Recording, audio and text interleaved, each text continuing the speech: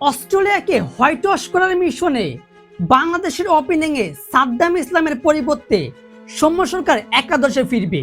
দ্বিতীয় টেস্ট ম্যাচে 3 পেসার নাকি 4 পেসার নিয়ে মাঠে নামবে টিম টাইগার্স। যদি 4 পেসার নিয়ে মাঠে নামতে চাই তাহলে তাইজুল ইসলামকে বাদ পড়তে হবে। অস্ট্রেলিয়ার বিপক্ষে ঐতিহাসিক সিরিজ জয়ের লক্ষ্যে দ্বিতীয় টেস্টে বাংলাদেশের একাদশটা কেমন হবে, আজকের ভিডিওতে পয়েন্ট টু পয়েন্ট সবকিছু বিস্তারিত আলোচনা করব।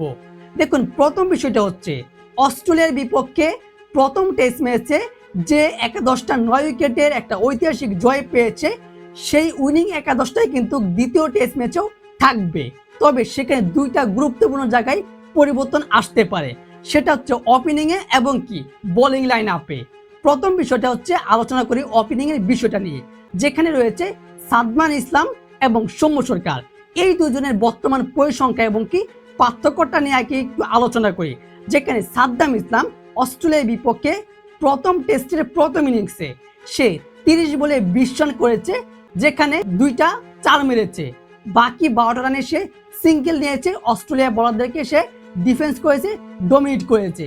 এবং কি দ্বিতীয় ইনিংসে সে করেছে 42 বলের 25 রানের অপরাজিত ইনিংস, যেখানে প্রায় 4টা 4 রয়েছে। অর্থাৎ এই সাদ্দাম ইসলাম কিন্তু অস্ট্রেলিয়ার বিপক্ষে ডারউইন ক্রিকেট স্টেডিয়ামে যেমন অস্ট্রেলিয়ার বলার Mitchell Starc, Pat Cummins, Josh Hazlewood, তারপর লাথান লায়নের বিপক্ষে কিন্তু সে একটা ভালো কম্বিনেশন তৈরি করতে পেরেছে এবং কি তাদেরকে ডিফেন্স করার মতো সেই শক্তিটা অর্জন করে ফেলেছে। এবং কি তারপর আসি সৌম্য সরকারের তার দিকটা নিয়ে, তার তো বর্তমান কোনো পরিসংখ্যা নেই। তবে এই ব্যাটসম্যান প্রায় 5.5 বছর পর টেস্ট স্কোয়াডে জায়গা পেয়েছে। তবে তার আগে তিনি 16টা ম্যাচ খেলেছিলেন, যার মধ্যে তিনি প্রায় 30টা ইনিংসে ব্যাট করেছেন। এর মধ্যে প্রায় 31 রান করেছেন সৌম্য সরকার, যেখানে একটা সেঞ্চুরি রয়েছে এবং 4টি 50 বা হাফ সেঞ্চুরি রয়েছে। অর্থাৎ আমি এই ওপেনিংয়ে বলতে চাচ্ছি সৌম্য সরকার নাকি সাদ্দাম ইসলাম, কোন ওপেনারটা কোন ব্যাটসম্যানটা দ্বিতীয় টেস্ট ম্যাচের জন্য একজন কার্যকারী প্লেয়ার হবে বা কার্যকারী ব্যাটসম্যান হবে। দেখুন, আমি কিন্তু এখানে সৌম্য সরকারের পরিবর্তে সাদ্দাম ইসলামকে এগিয়ে রাখবো। তার কারণটা হলো সাদ্দাম ইসলাম প্রথম ইনিংসে প্রথম টেস্টটাতে সে যেভাবে অস্ট্রেলিয়ার বোলারদেরকে ডমিনেট করেছে, ডিফেন্স করেছে এবং কি তাদের বিপক্ষে সে সেইভাবে ব্যাটিং করতে পারে, যেটা অন্য কোনো ব্যাটসম্যান আসলে ওপেনিংয়ে। অবশ্য সাদ্দাম ইসলাম প্রথম ইনিংসে তেমন কোনো রান করতে পারেনি, মাত্র 20 রান করেছে। তবে তার উচিত ছিল সেই 20 রানের ইনিংসটাকে বাড়িয়ে সেঞ্চুরি করা, তবে সে সেখানে ব্যর্থ হয়েছে। মাত্র সে করতে পেরেছে 20 রান। তবে আমি তবু সাদ্দাম ইসলামকে এগিয়ে রাখবো, কারণ সৌম্য সরকার কিন্তু এই মুহূর্তে তার আন্তর্জাতিক কোনো টেস্ট খেলার নেই এবং কি প্রায় 5.5 বছর পর স্কোয়াডে ফিরেছে, এটা একটা বিষয়। এবং কি অস্ট্রেলিয়ার বিপক্ষে বাংলাদেশে একটা ঐতিহাসিক সিরিজ জয় করবে, সেখানে যদি সৌম্য সরকারকে নামানো হয় তাহলে কিন্তু বন্ধ হবে না, তবে একটু নেগেটিভও আসতে পারে। যেমন সৌম্য সরকার অস্ট্রেলিয়ার Mitchell Starc, Josh Hazlewood, Pat Cummins, Nathan লায়নদের বিপক্ষে তেমন একটা ব্যাটিং করতে পারবে না। দেখা যাবে প্রথম ইনিংসে ড্রপ খেলবে এবং দ্বিতীয় ইনিংসেও সে ড্রপ হয়ে যাবে। এবং আপনাকে কিংবা আমি এটাও বিশ্বাস করি যে সৌম্য সরকার যে ইনিংসে যে মাঠে দাঁড়িয়ে পড়বে, রান করবে, তখন কিন্তু দলের স্কোরবোর্ডে রানের পাহাড় তৈরি হবে। অর্থাৎ সৌম্য সরকারকেও ছোট করে দেখা হচ্ছে না। সৌম্য সরকার যে ম্যাচে একাদশে ফিরে যদি সে রান করে তাহলে এই ম্যাচ বাংলাদেশ অবশ্যই জিতবে, এই ম্যাচকে কোনো দলে হারাতে পারবে না। তবে আমি এখানে কিন্তু সৌম্য সরকারের পরিবর্তে সাদমান ইসলামকে এগিয়ে রাখবো, কারণ তাকে আবারও বলছি সে অস্ট্রেলিয়ার বোলারদেরকে ডমিনেট করেছে প্রথম টেস্টে, দ্বিতীয় টেস্টে সে বড় একটা ইনিংস খেলবে এমনটা আশা করা যাচ্ছে। এবার আসি যে বাংলাদেশ অনেক জায়গায় শোনা যাচ্ছে যে দ্বিতীয় টেস্টে 3 পেসারের পরিবর্তে 4 জন পেসার নিয়ে মাঠে নামবে। তার একটা কারণ হচ্ছে ডারউইনে কিন্তু আমি এর আগেও বলেছিলাম যে এই ম্যাচটা বা এই যে পিচটাতে খেলবে, যে মাঠটাতে, সেটা কিন্তু অনেকটাই পেস সহায়ক, পেস বোলার সেখানে ভালো পারফরমেন্স করবে। সেটাও ঘটেছে। হাসান মাহমুদ দুর্দান্ত করেছে, তাসকিন আহমেদ, ইবাদত হোসেনও দুর্দান্ত করেছে।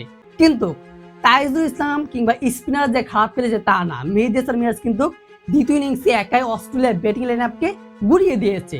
এখন যদি বাংলাদেশ টিম ম্যানেজমেন্ট কিংবা ক্রিকেট দল যদি দ্বিতীয় টেস্টে 3 জনের জায়গায় 4 জন পেস বোলার নিয়ে মাঠে নামবে, ওই ম্যাকের ক্রিকেট স্টেডিয়ামে প্রথমবারের মতো আন্তর্জাতিক কোনো ম্যাচ হচ্ছে, সেই মেকাই ক্রিকেট স্টেডিয়ামেও অবশ্য পেস সহায়ক। তবে সেখানে যদি 4 জন পেসার নিয়ে মাঠে নামতে চাই তাহলে কিন্তু বর্তমানে রয়েছে তাসকিন আহমেদ, হাসান মাহমুদ, ইবাদত হোসেন, তাদের সাথে যুক্ত হবে শরীফুল ইসলাম। যদি শরীফুল ইসলামকে যুক্ত করতে হয় তাহলে কিন্তু বাদ পড়ে যাবে তাইজুল ইসলাম। আর তাইজুল ইসলাম বাদ পড়াটা আসলে আমার কাছে মানাচ্ছে না। আমার মতে কিন্তু আপনারা যদি একটু পরিসংখ্যানটা লক্ষ্য করেন যে প্রথম ম্যাচে, তবে আপনারা দেখতে পাবেন যে তাইজুল ইসলাম কিন্তু সে মানে একেবারে প্রথম টেস্টে কিন্তু প্রথম ইনিংসে অস্ট্রেলিয়ার ব্যাটিংয়ে 5 ওভারে 24 রান করেছে, উইকেট শূন্য ছিল। এবং কি সে দ্বিতীয় ইনিংসে 17 ওভারে 51 রান ক্রস করেছে, তবে গুরুত্বপূর্ণ একটা উইকেট তুলে নিয়েছে। এখন হয়তো অনেকে বলবেন যে যেহেতু অস্ট্রেলিয়ার এই মাঠগুলোতে মানে স্পিনাররা ভালো করতে পারছে না, তাহলে তো অবশ্যই সেই ইবাদতের পাশাপাশি আবার শরীফুল ইসলামকেও একাদশে ঢুকানো যায়। হ্যাঁ, ঢুকানো যায়, তবে আপনাকে এটাও বিশ্বাস করতে হবে বর্তমানে কিন্তু বাংলাদেশ ক্রিকেট টেস্ট দলের স্পিনের সবচেয়ে বড় বলা কিংবা সবচেয়ে বড় বর্ষার জায়গা হচ্ছে তাইজুল ইসলাম। আমি এটাও বলতে চাই যে আপনারা যদি লক্ষ্য করেন দেন মেহেদী হাসান মিরাজ কিন্তু প্রথম ইনিংসে একেবারে উইকেট শূন্য ছিল, তবে দ্বিতীয় ইনিংসে সে একাই অস্ট্রেলিয়ার ব্যাটারদের একদম ঘুরিয়ে দিয়েছে, 5টা উইকেট তুলে নিয়েছে এবং কি ম্যাচটা সে একাই বলতে গেলে জিতিয়ে নিয়েছে। পুরো দলেরও মানে কম্বিনেশন রয়েছে, তবে সে দ্বিতীয় ইনিংসে যেভাবে বোলিং করেছে স্পিন এটাকে কিন্তু কাবু হয়েছে অস্ট্রেলিয়ার ব্যাটাররা। এখন যে জায়গাটা করা যায় সেটা হচ্ছে ইবাদত হোসেন, যে কিনা প্রথম ইনিংসে 2টা উইকেট নিয়েছে গুরুত্বপূর্ণ, তবে দ্বিতীয় ইনিংসে কিন্তু ইবাদত হোসেন কোনো উইকেট তুলতে পারেনি। যার কারণে বলছি ইবাদত হোসেনের জায়গাটায় যদি শরীফুল ইসলামকে ঢুকানো হয় তাহলে কিন্তু বাংলাদেশ 3 পেসার নিয়ে মাঠে নামবে। তাইজুল ইসলামও থাকবে, শরীফুল ইসলামও থাকবে, হাসান মাহমুদও থাকবে এবং কি তাসকিন আহমেদ থাকবে।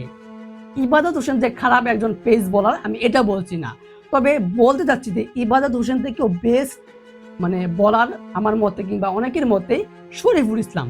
শরীফুল ইসলাম যেহেতু ফিট রয়েছে, সুস্থ রয়েছে, একদম মাঠে নামার জন্য প্রস্তুত হয়ে রয়েছে এবং সে কিন্তু এই মুহূর্তে সে অস্ট্রেলিয়ার স্কোয়াডে একাদশে যুক্ত হয়েছে। অর্থাৎ আমার কথা হচ্ছে, প্রথম কথা হচ্ছে ওপেনিংয়ে সাদ্দাম ইসলামী থাকাটা বেস্ট হবে।